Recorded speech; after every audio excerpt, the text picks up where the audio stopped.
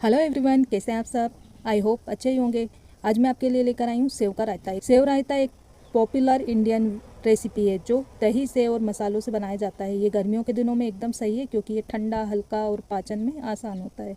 Save रायते के जो फ़ायदे हैं तो ये बहुत ही अच्छा प्रोटीन और कैल्शियम का स्रोत है, पाचन क्रिया में सुधार करता है। तो चलिए फटाफट से बनाते हैं सेव रायता। इसे बनाने के लिए यहाँ पर मैंने लिया है 500 ग्राम दही। ये मेरे घर का बना हुआ है, आप बाज़ार का ब्रांड भी ले सकते हैं, लेकिन बाज़ार की बजाय घर का दही जो है काफ़ी हेल्दी होता है।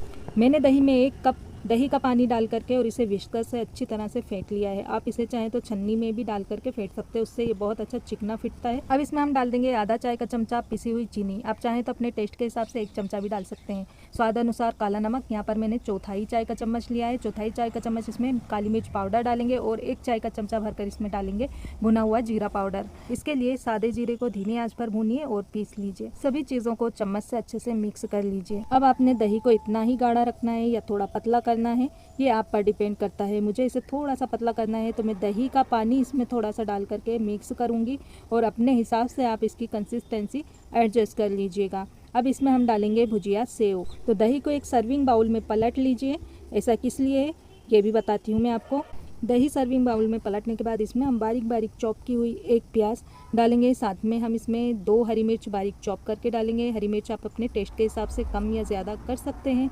साथ में इसमें हम डालेंगे बारीक चॉप किया हुआ हरा धनिया और अच्छे से मिक्स करेंगे। अब लास्ट में इसमें हम डाल देंगे भुजिया सेव। सेव को सर्व करने से ठीक पहले डालना है ताकि ये कुरकुरा रहे। इसे मिक्स ना करें, नहीं तो ये गीला हो जाएगा। सेव बेसन से बनी सेवई है, आप इसे घर पर बना सकते हैं या स्टोर से खरीद कर इस्तेमाल कर सकते हैं। इसकी बहुत सी वैरायटी उपलब्ध है और आप हल्के से लेकर बहुत मसालेदार तक सेव ले सकते हैं। इस रायते के लिए दही हमेशा ताज़ी होनी चाहिए। यदि दही खट्टी हो तो आप उसमें थोड़ा सा ताज़ा दूध या थोड़ी सी चीनी मिला सकते हैं। दही को छलनी में छानने से ये एक समान बनावट मिलेगी और दही मलाईदार हो जाएगी।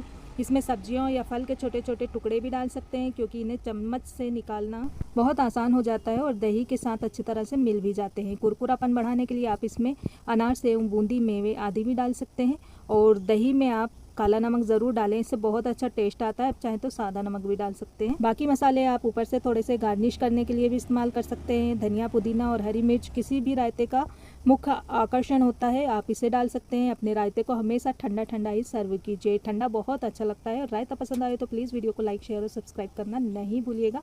Thanks for watching.